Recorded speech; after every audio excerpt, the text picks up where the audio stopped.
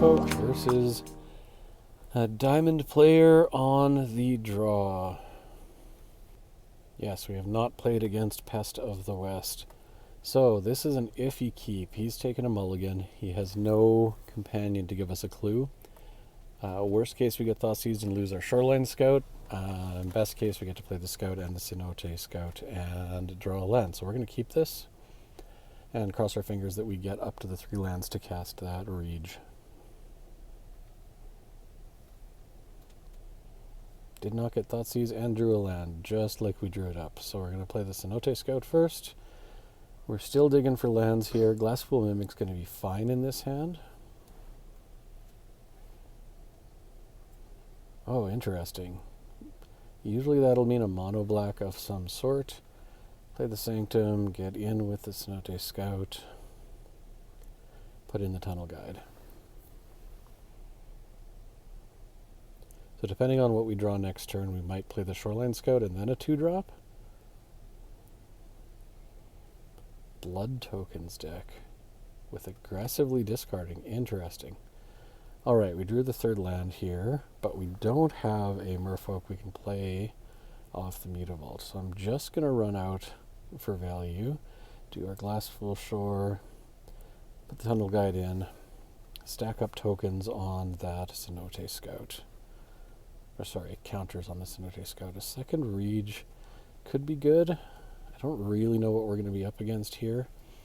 I guess probably a better play would have been to dig for a Collected Company. 4 mana enchantment-based removal. Alright, let's play a Rege. We're going to keep stacking up tokens on that Cenote Scout, just because it's a low-value target for any removal. It will be good for next turn. So now next we're going to play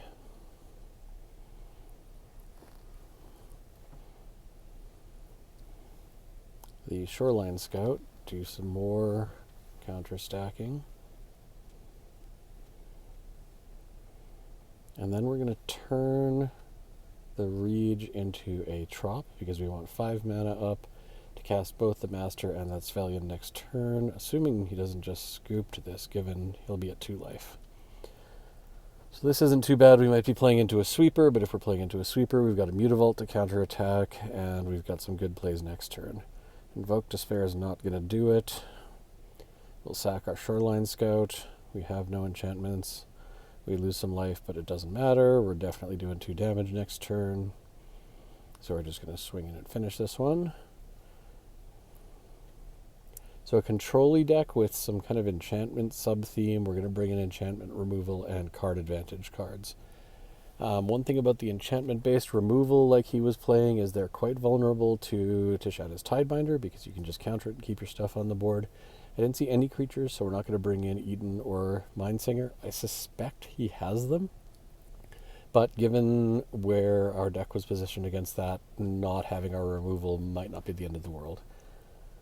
We'll bring in 2 Masked Vandals. I'm iffy on Unlicensed Hearse. I wouldn't be surprised to see if he's got some Graveyard Recursion, but again, unless we see it, we don't need it. So then we'll bring in our Pilgrimages as well as insurance against Sweepers. So against decks where we're going to get 1 for 1 to lot and we want to get value, we keep in our Silver Gills, we take out our Regeries. We don't want to spend 3 mana and then get blown out by a card. And we'll take out 2 Shoreline Scouts because they are card neutral. I generally don't take out more than 2 Shoreline Scouts unless I really need to be all in on a specific plan. But they have slowly become one of my top cards to bring out in matchups where I need to get value on a card-by-card basis against whatever the opponent is using to kill my creatures.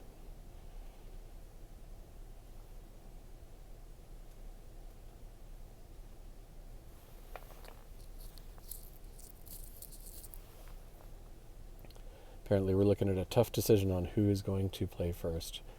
Hopefully he doesn't just time out. I'd love to see what else he's got going on in this deck. It seemed interesting. I haven't seen a build like this before. That's not a bad start. We're going to have to use that Shoreline Scout to get us some green and blue mana, but we've got options and we're on the draw, so we'll have potentially another card to convert into a Trop. What are we leading with?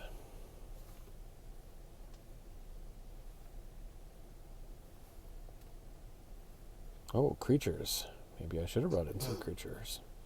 Or some removal. Alright.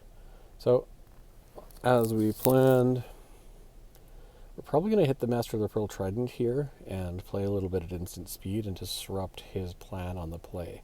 If he's got something like a Knight of the Ebon Legion, that's implicitly aggro, which is very different from what he saw.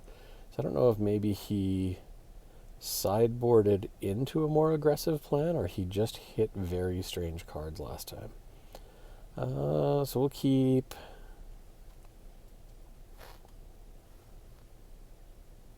Let's play our Cavern here. We're going to keep that Trop for next turn in case we counterattack with the Shoreline Scout and don't want to play something. But I think what we're going to do here is end up casting the Hexcatcher and using the Shoreline Scout to block maybe both creatures, because I suspect we're going to dig out of trouble more easily than he will. Sign in Blood, not worth trying to counter for 2 Merfolk. He can draw those cards. Alright, he's coming in with both. Cast that Hexcatcher. Doesn't seem like he's got any instants, so we're just going to go for a double block here and take him off of anything on board. Then we're going to work on rebuilding. So we're going to play a Trop with the hope that he casts something we can hit with the Tishanas. If not, I don't know if we run one out on its own. I'll even take hitting a blood token here. It's a weird play, but at least we get some value. Get a card for our Tidebinder, because we do want to get a body on the board and start putting pressure, and I'd rather hit one of these and expose it to maybe some removal than wait. Alright, so Sphelion's not bad. We're going to run out Boseiju here. Get in with the Tidebinder. We want to attack first here, because if he's holding up some sort of removal that would work, casting a Sphelion that gives ward would be an incentive to cast that and hit the Tidebinder before we go to blocks, or before we go to attacks. We might lose it next turn, but because we don't have 3 Merfolk protection. Oh, that one's terrible. That gives us a clear next turn at least. Do we care enough? So he's going to search for a forest and then give creatures Death Touch. Do we care about him ramping enough to play a Masked Vandal here? I don't think we do. I think we just get in with the Tidebinder. Play a Shoreline Scout. I'm not going to make a Trop on this one. We've got the lands we need. And then I'm going to hold up what I've got. He can have an extra forest. That extra card I don't think is going to make the difference. We'll see if I'm wrong in the end. There we go. This one, he's going to target the Tishanas. I'm going to counter that ability with the Tishanas. And then he has no creatures on the board to give Death Touch with his other one. Oh, that's not bad. So let's Tunnel Guide. This is a strong reason to play the Vandal at least. We're going to be able to get value off of the Binding of the Old Gods and pump one of our Tishanas. Cenote Scout's not great at this phase of the game, so we're going to pitch it. And then we'll take the Shoreline Scout with the Vandal. Keeps him off an extra land and swing in for some damage here. So we've got him into the red zone for damage. He's only got 7 life left. He's going to need a sweeper here. Knowingly we were playing into it. And Invoke Despair is not going to do it. So we're going to sacrifice our Shoreline Scout again. Worst creature we've got. He's going to make us lose some life, but we're way ahead. So that card doesn't do it. He figures it out and scoops. So that's the end of that game. I don't really know what that deck was trying to do. It seemed like a weird mix of control and aggro cards. And we had a focused plan against it.